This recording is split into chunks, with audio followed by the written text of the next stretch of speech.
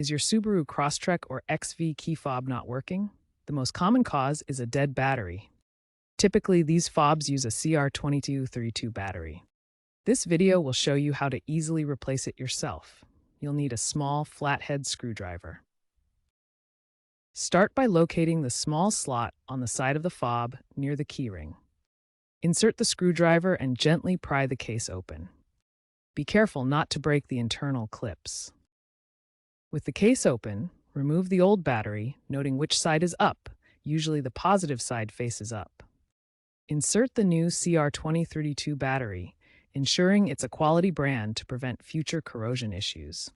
Snap the case back together firmly. Test the fob to ensure lock, unlock, and panic buttons work properly. If the fob still doesn't work, check the circuit board for corrosion like rust or white deposits. Clean any corrosion gently with isopropyl alcohol using a cotton swab to remove deposits. Alternatively, try reprogramming the fob by cycling the vehicle's ignition. If that doesn't work, consult a professional for further diagnosis.